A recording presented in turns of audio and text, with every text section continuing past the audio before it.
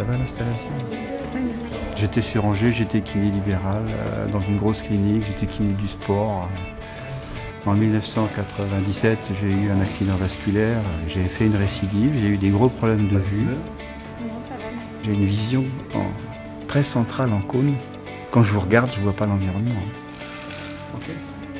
Il y a des jours avec, il y a des jours sans, mais le fait de pouvoir travailler, c'est extraordinaire. Plutôt que d'arriver à une solution de bout de course en disant ben, vous ne pouvez plus travailler, nous devons vous reclasser sur un autre métier. L'idée, c'est de dire plutôt accompagnons-les, aidons-les à rester dans leur emploi. C'est des professionnels qui ont des compétences, accompagnons-les pour que leurs compétences soient toujours au service des patients et des usagers au niveau de l'hôpital. Oui, l'aide, c'est facile à résumer. Il y a une aide technique qui est du matériel adapté au handicap visuel, qui est une loupe électronique. J'ai un poste d'ordinateur validé par la basse vision pour que je puisse faire mon travail administratif le mieux possible.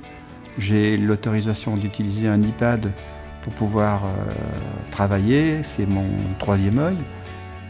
J'ai un dialogue permanent avec la médecine du travail. J'ai des horaires adaptés par rapport aux horaires de bus que je prends. On est vraiment sur une démarche individuelle, ciblée sur la problématique de l'individu et adaptée à ses besoins.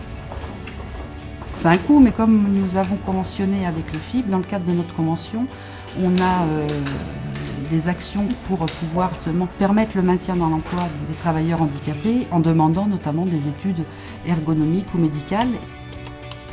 On ne pourrait pas faire sans partenaire. On ne connaît pas tous les types de matériel qui peuvent exister pour être adaptés aux professionnels. Et d'avoir une compétence spécifique pour nous accompagner, c'est indispensable.